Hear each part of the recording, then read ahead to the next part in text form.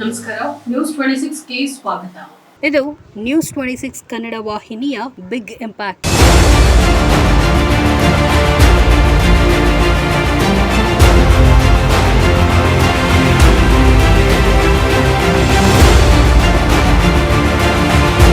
ಗೋಗಿ BCM ಹಾಸ್ಟೆಲ್ಗೆ ಅಧಿಕಾರಿಗಳು ಭೇಟಿ ನೀಡಿ ಪರಿಶೀಲನೆ. ವಾರ್ಡನ್ಗೆ ಪ್ರಭಾವ ತಿರುವು, ಅಮಾನತುಗೆ ಮಕ್ಕಳ ಪೋಷಕರ ಆಗ್ರಹ. ಯಾದಗಿರಿ ಜಿಲ್ಲೆಯ ಶಹಾಪುರ ತಾಲೂಕಿನ ಗೋಗಿ ಗ್ರಾಮದ ಡಿ ದೇವರಾಜು ಅರಸು ಮೆಟ್ರಿಕ್ ಪೂರ್ವ ಬಾಲಕರ ವಸತಿ ನಿಲಯ ಪಾಲಕ ಗೊಲ್ಲಾಳಪ್ಪ ಪೂಜಾರಿ ಅವರು ಮಕ್ಕಳಿಗೆ ಅವಾಚ್ಯ ಶಬ್ದಗಳಿಂದ ನಿಂದಿಸಿದ ವರದಿ ನ್ಯೂಸ್ 26 ಕನ್ನಡ ವಾಹಿನಿ ಪ್ರಸಾರ ಮಾಡಿತ್ತು. ಈ ಹಿನ್ನೆಲೆ ತಾಲೂಕು ಹಿಂದುಳಿದ ವರ್ಗಗಳ ಕಲ್ಯಾಣ ಅಧಿಕಾರಿ ಮತ್ತು ಜಿಲ್ಲಾ ಮಕ್ಕಳ ರಕ್ಷಣಾಧಿಕಾರಿ ವಸತಿ ನಿಲಯಕ್ಕೆ ಭೇಟಿ ನೀಡಿ ಪರಿಶೀಲನೆಯನ್ನ ನಡೆಸಿದ್ರು. ಮಕ್ಕಳಿಗೆ ನಿಲಯ ಪಾಲಕರು ಅವಾಚ್ಯ ಶಬ್ದಗಳಿಂದ ನಿಂದಿಸಿ ಬೆದರಿಕೆ ಹಾಕುತ್ತಿರುವುದು, ವಸತಿ ನಿಲಯದಲ್ಲಿನ ಮೂಲಸೌಕರ್ಯ ಕೊರತೆ, ಆಹಾರ ಸೇರಿದಂತೆ ಸಮಸ್ಯೆಗಳನ್ನು ಆಲಿಸಿ ಮಕ್ಕಳಿಗೆ ಧೈರ್ಯ ತುಂಬಿ ಸಮಸ್ಯೆಗಳಿಗೆ ಕೂಡಲೇ ಪರಿಹಾರ ಒದಗಿಸಲಾಗುವುದು ಎಂಬ ಭರವಸೆಯನ್ನ ನೀಡಿದರು.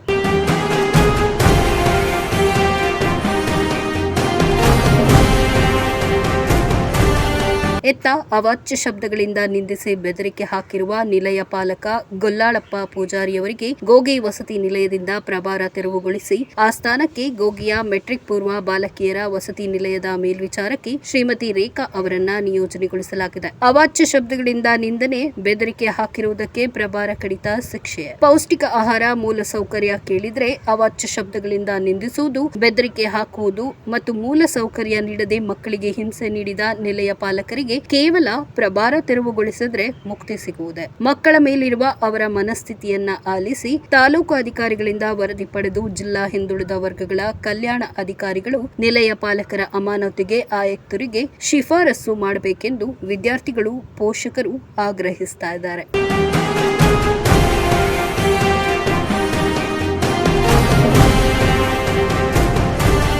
ವಸತಿ ನಿಲಯಕ್ಕೆ ಭೇಟಿ ನೀಡಿ ಪರಿಶೀಲಿಸಿ ಜಿಲ್ಲಾ ಕಚೇರಿಗೆ ವರದಿ ಸಲ್ಲಿಸಲಾಗಿದೆ. ತಾತ್ಕಾಲಿಕವಾಗಿ ವಾರ್ಡನ್ ಗೊಲ್ಲಾಳಪ್ಪ ಅವರಿಗೆ ಪ್ರಭಾರ ತೆರವುಗೊಳಿಸಿ ಶ್ರೀಮತಿ ರೇಖಾ ಅವರಿಗೆ ಪ್ರಭಾರ ನೀಡಲಾಗಿದೆ. ಜೊತೆಗೆ ಜಿಲ್ಲಾ ಅಧಿಕಾರಿಗಳ ಜೊತೆಗೆ ಸಮಾಲೋಚನೆ ನಡೆಸಿ ಸೂಕ್ತ ಕ್ರಮ ಕೈಗೊಳ್ಳಲಾಗುವುದು ಎಂದು ತಿಳಿಸಲಾಗಿದೆ. ಶ್ರೀಮತಿ ನಾಗಮಣಿ, ತಾಲೂಕು ಹಿಂದುಳಿದ ವರ್ಗಗಳ ಕಲ್ಯಾಣ ಅಧಿಕಾರಿಗಳು. ವರದಿ ಸಿದ್ದು ಪತ್ತೆದಾರ್, ನ್ಯೂಸ್ 26 ಕನ್ನಡ, ಶಹಾಪುರ.